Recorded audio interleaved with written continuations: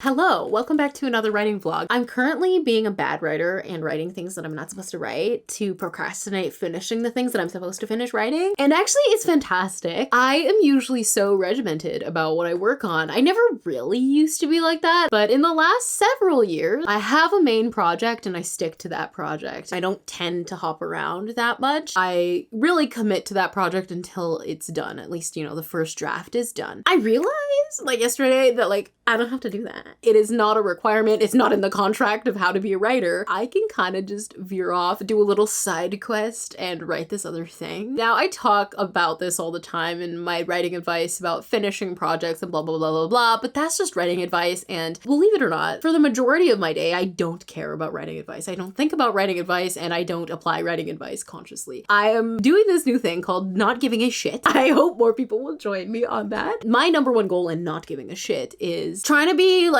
much less precious about the writing process and just do what I want when I want to do it. I have been writing a book called Hallowed Bodies. It's a novella. It is part of a larger series. In the middle of writing Hallowed Bodies, actually toward the end, I'm really almost done that project. It's 13,000 words long. I came up with an idea for a short story. This was several weeks ago. I wrote the opening for it, probably at the beginning of August or maybe the end of July. I wrote it for a project called Changing States, and I'm very intrigued by Changing States. It's a lot more interesting to me.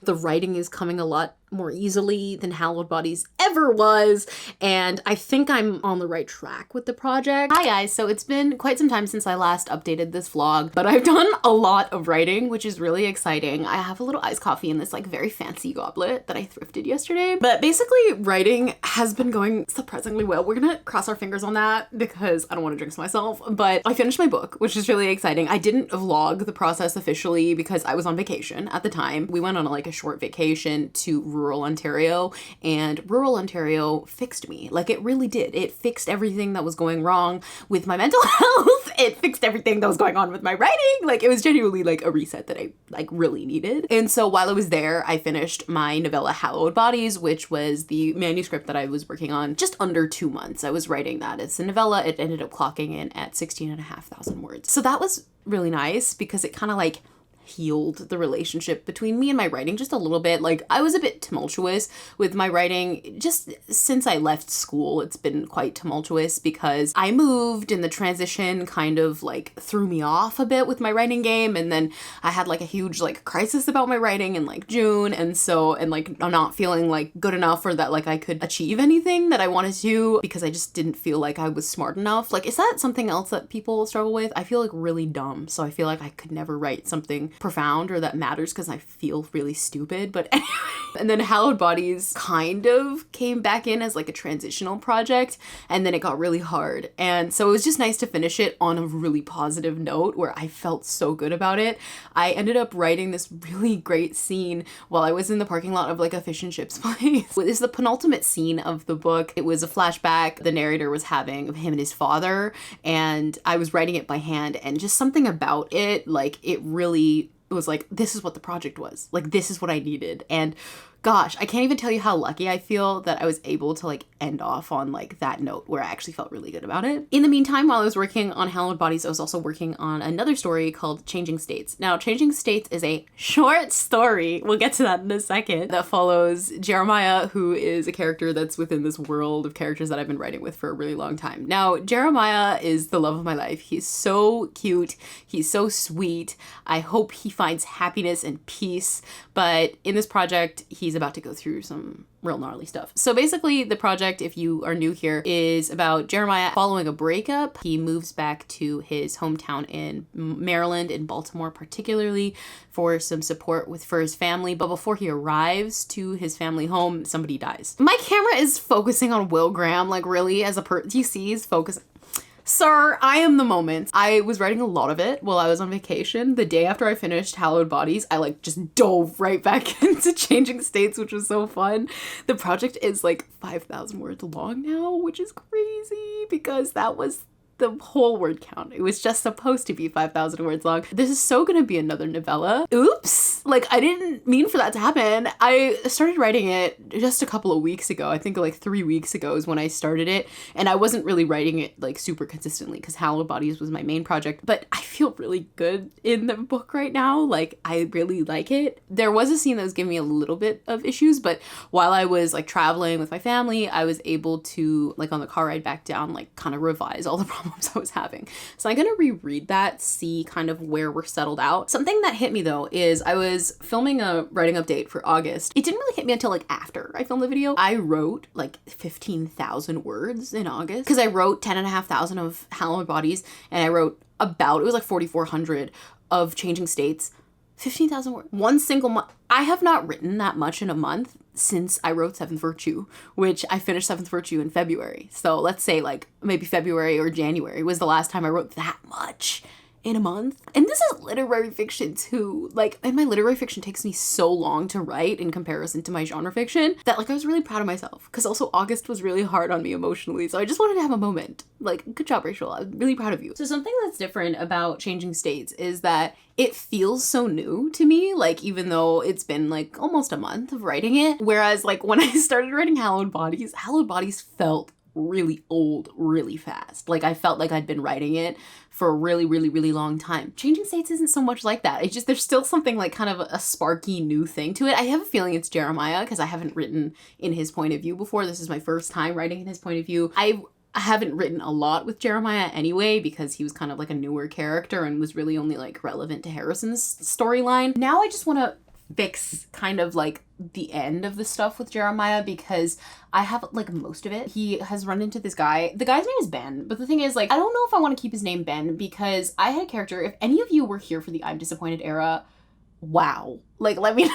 I wrote a book called I'm Disappointed, and the main character's brother, his little brother's name is Ben. So I don't know if I want to keep the guy's name Ben, but like he's kind of like a Ben. Something I'm trying to do a lot better in Changing States is establish setting and like a sense of place and a sense of time. I've been trying to do this a lot more because like I said, I feel dumb. And that has nothing to do with like what I think of my intelligence, because I think that I'm intelligent. I just don't feel like a smart writer. And I don't know if it's because like I didn't grow up reading. Like I didn't grow up reading a lot. Like I did read, but I didn't read a lot. I don't read a lot now. I'm not very well read. Like I don't know a lot of like classic literature. I don't know anything about classic literature. And if I do, it was just because I had to like learn something for like a class or something. I don't know anything about like historical writers or like important writers. I don't know anything, to be honest. And it's not really like an insecurity so much as it's like a thing that like I know is true. And I'm not saying that like people need to like know all of those things in order to be a good writer, because like I don't even know those things and I think I'm a good writer. When I was in school, like there was like a real big emphasis, because I went to writing school, if you didn't know. A lot of the times people would talk about literature, even if I wasn't like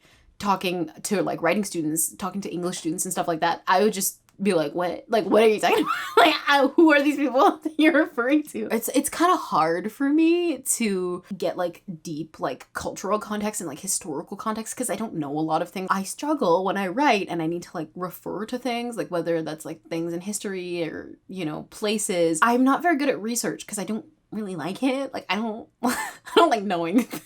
I have found a bit more of an accessible way, I think, to like start injecting sort of like these layers. And I don't want to treat it as like, well, in order to have like a good book, I have to know a lot, you know, like, and I have to put that information into the book or whatever.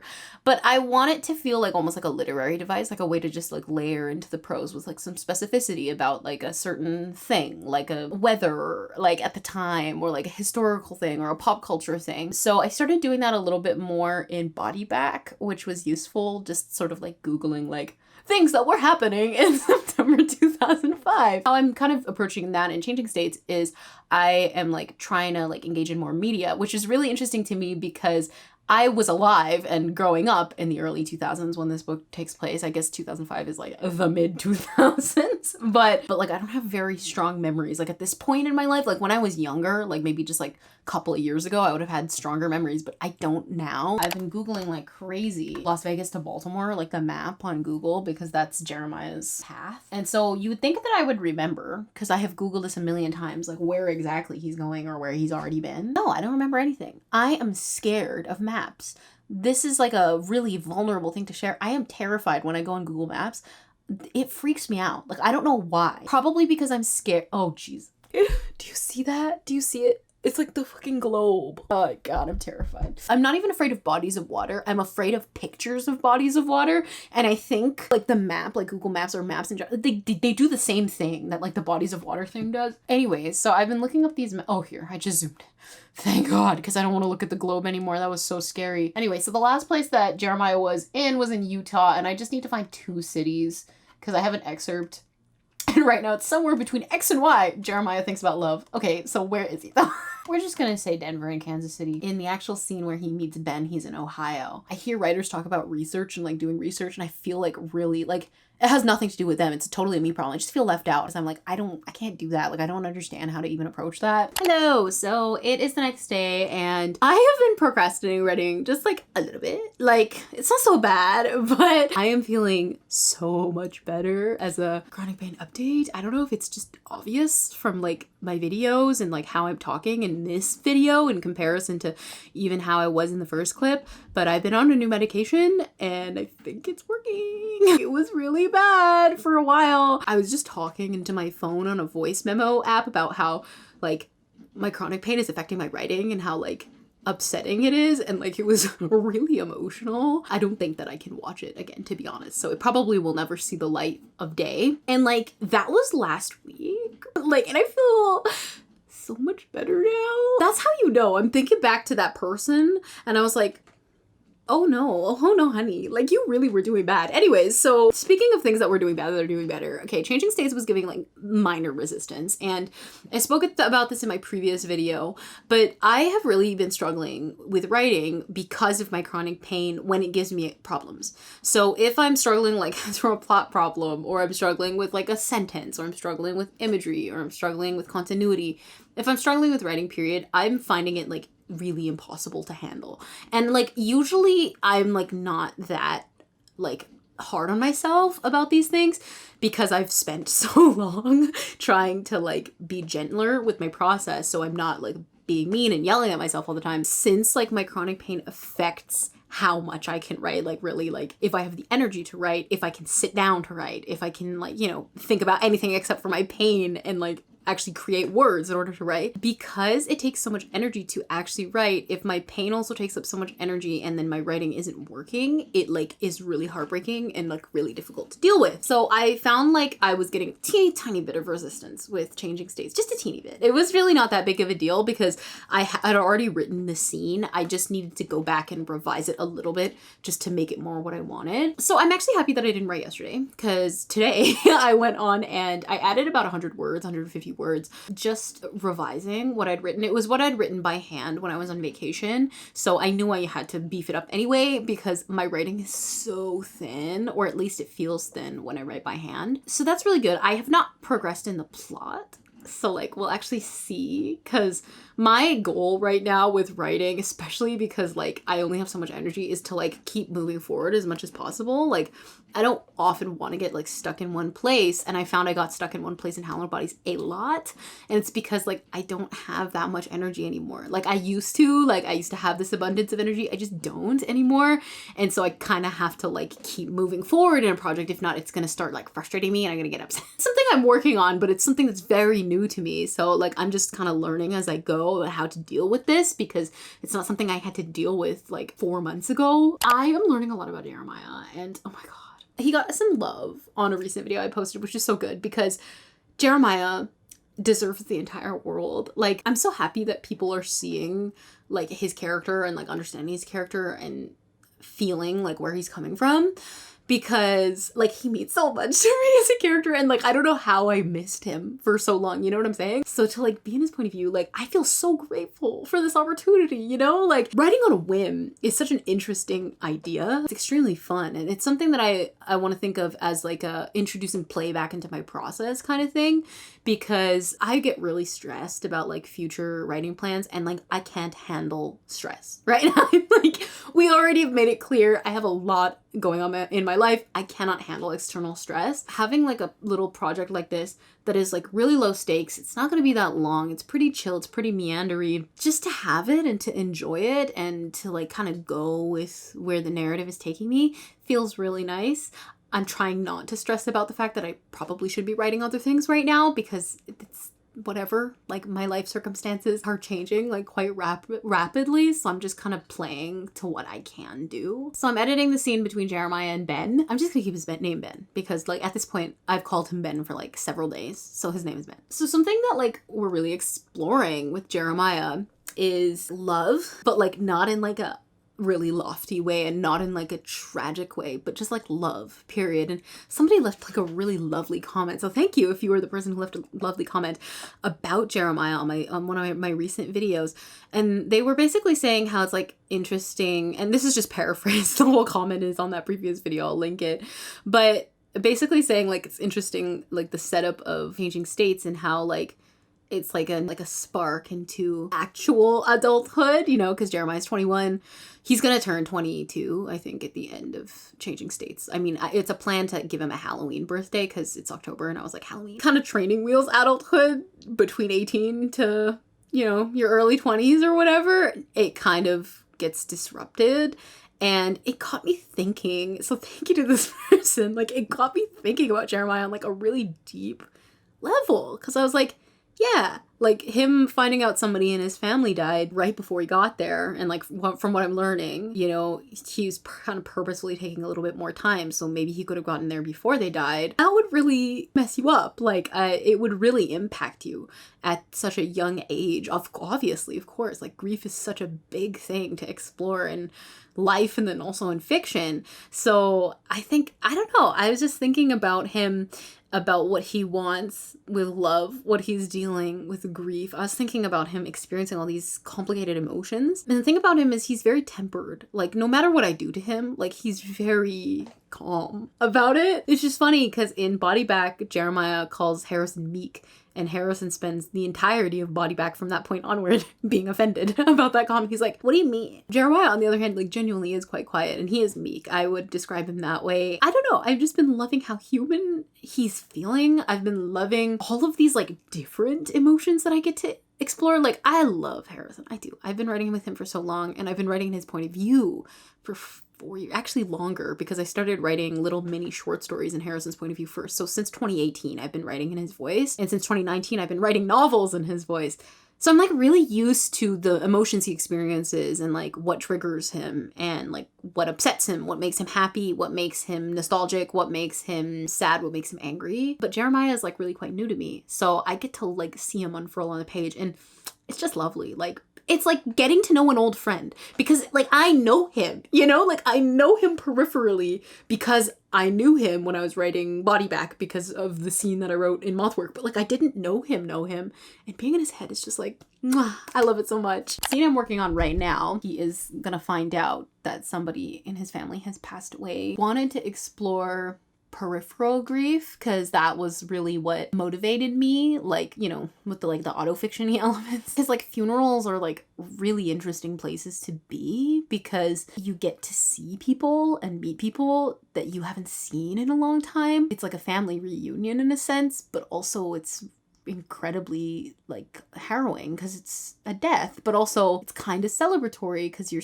like exchanging memories and all this thing. So like just kind of exploring like these really human things that everybody goes through, like with loss, and how it's good in some ways and how it's obviously it's extremely difficult. Yeah, we're about 5,000 words into the draft and now is when we're gonna get to the plot. So difficult of me. Something else super fun that I've been doing, or at least that I did today, was I read my work out loud, which like I don't really do anymore, which is crazy because that was like a huge part of my process for so many years. I used to like pretty much every single day read my work out loud, and maybe that's why I feel like my prose was better a couple of years ago. I found that it like kind of helped me get through the parts that I thought were icky in the draft.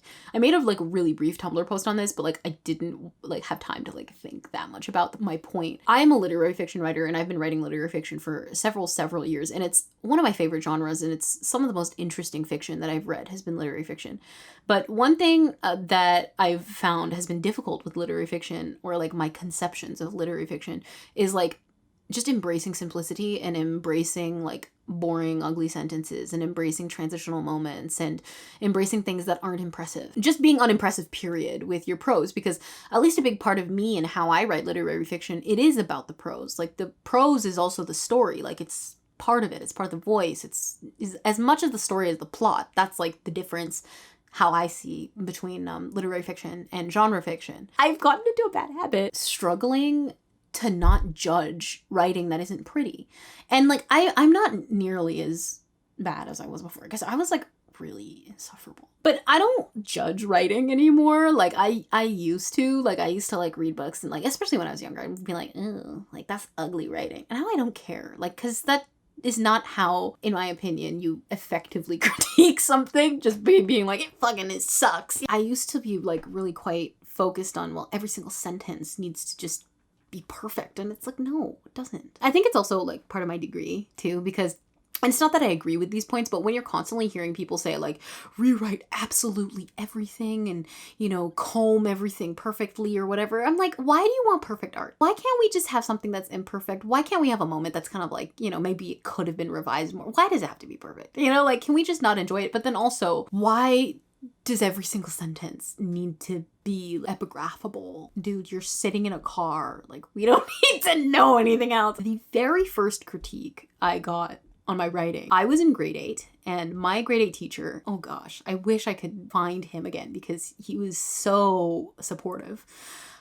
He knew I was a writer. He knew I'd written many things in his class. When I was in his class alone, I wrote 5 books almost. He was very supportive of my writing, and we had to write a short story, and one day I handed mine in and he pulled me aside. I wasn't sure what to expect.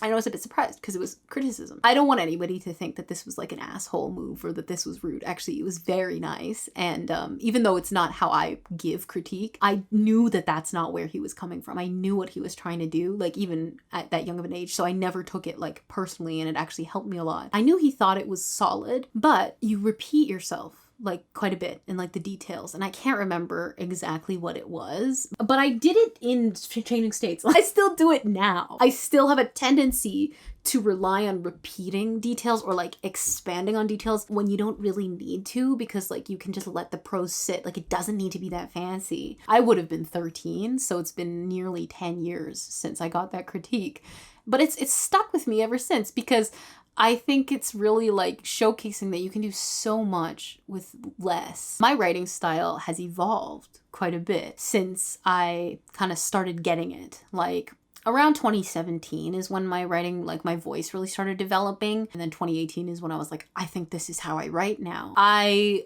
had like a very particular style, and I didn't even like other people's writing if it wasn't written in the style that I wrote in that I liked. You know, just think of like all the literary goddesses that I adore. Like if it didn't sound like Emma Cline wrote it, like I didn't think it was good writing. I've changed quite a bit. My writing has pared back a lot. Like it's a lot simpler, like in terms of, and maybe some people reading that be like, what the fuck are you talking about, Rachel? Like your writing is really complicated, which I mean, like that's valid. Like let me know.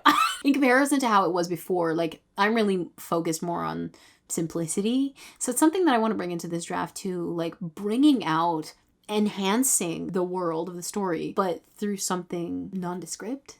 That's very exciting to me, like making something beautiful, but like not pointing your fingers at it. And that's just a different style of writing. It's not bad, but you know, the comment, like what my old teacher told me, like you're repeating yourself, is something that I want to bring into these drafts. Like part of me doesn't want to delete certain clauses and sentences because like I like them, and it's kind of like a kill your darlings moment, and I don't think you need to kill your darlings. So if there are moments where like I have to keep it, like I'm just gonna keep it, it's really not a big deal. But it makes me think, like when I'm drafting, like yeah, maybe it doesn't need to be that fancy. The writing that I produce now is like very solidly my style. It's not trying to be something, which I like. Hi guys, it's Editing Rachel. I just wanted to film an outro to this video. This vlog is so old. I think I must have filmed it sometime in August, late August, early September. So I'm happy to say that I'm still working on Changing States. Hopefully I'll be finished it soon. I'm hoping to finish it up by the end of the month, but I hope you enjoyed this video and let me know what you guys are working on in the comments. But for now, I will see you in another video. Bye.